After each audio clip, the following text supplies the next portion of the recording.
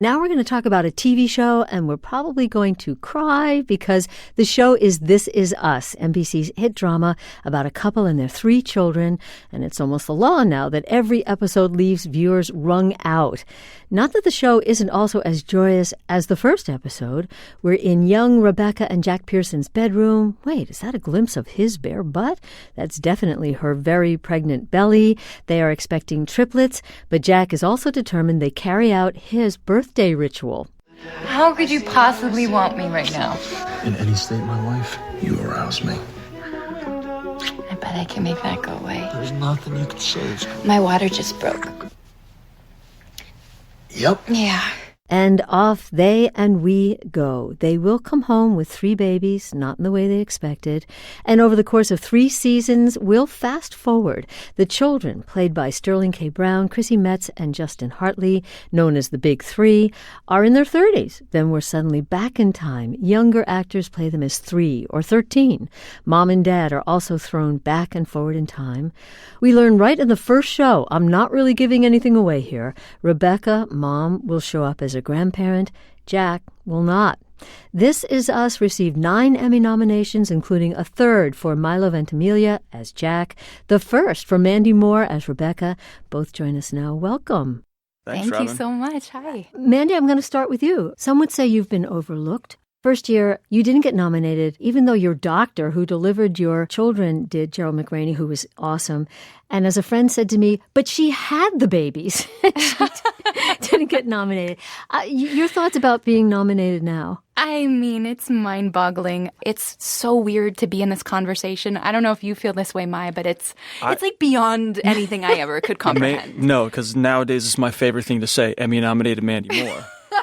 Because 3 times nominated Milo Ventimiglia, by the okay, way. but still, all it takes is one. But we should say that may follow something about the show. Milo, you are the world's perfect father and the most romantic husband.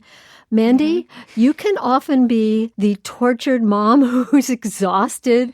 It's built into the characters. Yeah. I think, though, Jack, because of his early exit, there's that mystique. Yeah. The show takes on that. The show takes on adoption, Self-image, self-worth. Obesity, alcoholism. If someone said to you, what's it about? Mandy, what's it about? It is about life, the highest of highs, the lowest of lows. We've had this audience with us from episode 1, and they've allowed us to take this journey and for our show to sort of deviate in so many different directions, and they've been on board. Well, and by the way, I was just feeling I'm hearing Beck make an impassioned plea early on. It's hard to let her go. Right. And Milo, you bring to it this sense of a young man becoming a father, but then also we go back in time and it's a young man in Vietnam. I understand you don't have children, not that an actor can't play a father, but I understand you drew on some of your own father's experiences. Yeah, my dad, first of all, my dad, Peter Ventimiglia, is just one of the greatest guys on the planet. I can attest to that. Yeah, Mandy and I, we talk about Don Moore, her father. I feel like I'm kind of doing one for all the good dads out there, but I had the greatest example growing up of how a father should be and the lessons that we need to learn from our dads, from good men. My dad's a Vietnam veteran, and he had my sisters and I at 30, and we grew up actually in the same era as the Big 3. I always looked up to my dad, and now I get to look back as my father on the show in playing Jack. Yeah.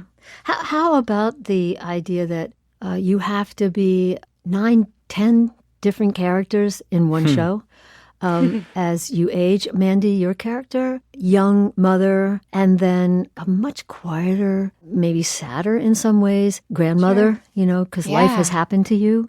I'm thinking sometimes, wow, you must have to remind yourself, where am I in time? Sure.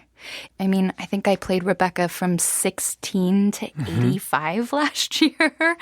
So there are some prosthetics involved because I'm 35. But Also, having said that, at this point, 3 seasons in, it's like slipping into an old pair of comfortable shoes when I play Rebecca at present day, and she's about 68 or 69.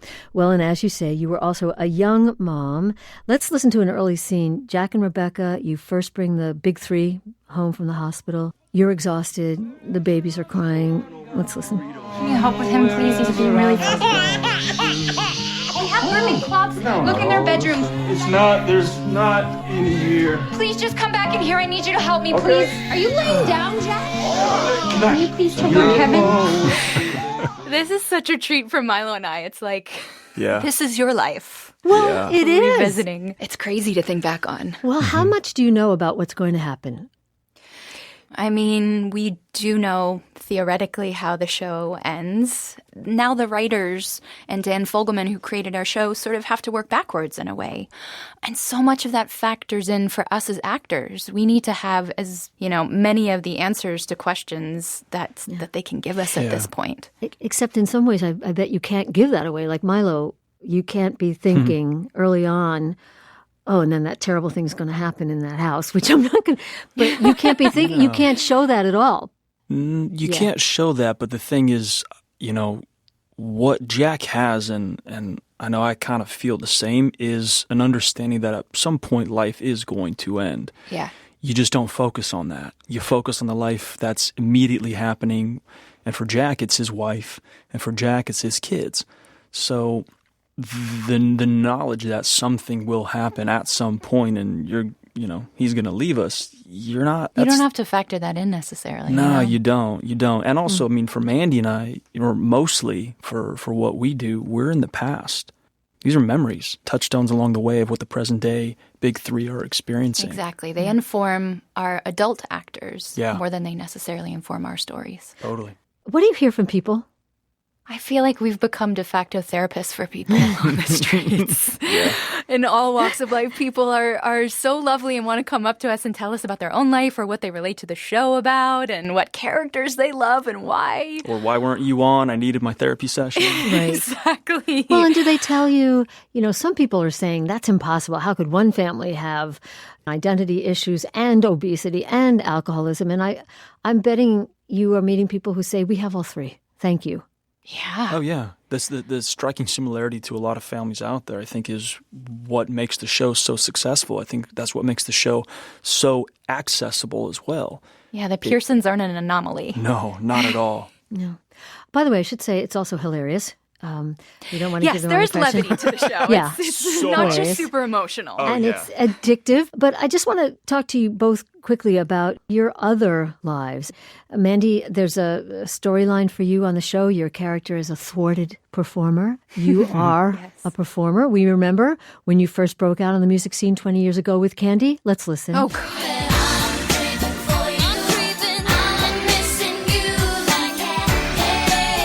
Who can forget? Well, here's the thing. I can forget. The thing. We're not letting her forget.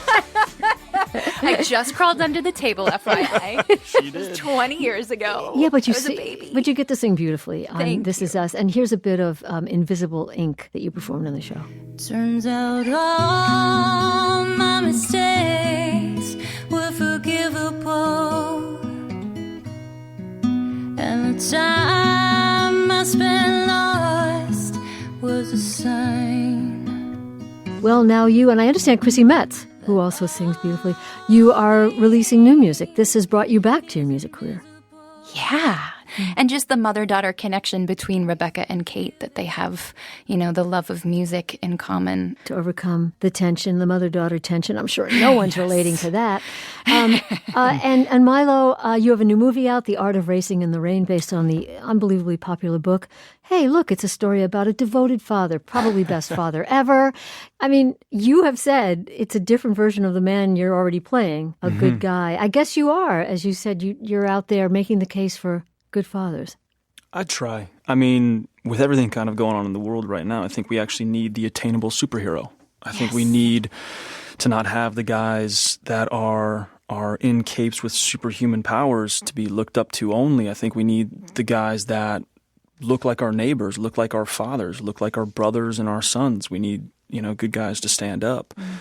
You got to strive to be a good person, a human being first. You accomplished that, Milo. Thanks, man. You do. Thank you. Well, one last thought, though. What do you say to people like the Entertainment Weekly writer who said, wait, maybe This Is Us is too emotional? I think they call it, let's see, an emotional procedural. That's kind of amazing. You know, one thing that Dan Fogelman has always said, he's not afraid of being sentimental, and we can't be all head and no heart, just like we can't be all heart and no head. And I think what we have on this show are a lot of heartfelt human beings that are highly intellectual, but they're also allowing themselves to feel and try and relate to their loved ones, because you never know. Like Jack, when you're going to meet your end, so hopefully you can have a good life and a life that your loved ones are going to remember and talk about positively when you leave. Mandy Moore, Milo Ventimiglia of NBC's drama This Is Us. Thank you. Thank you so much. Thank you, Robin. And again, both Mandy and Milo are up for Emmy Awards on September 22nd. Season 4 of This Is Us starts the 24th. Do not call me.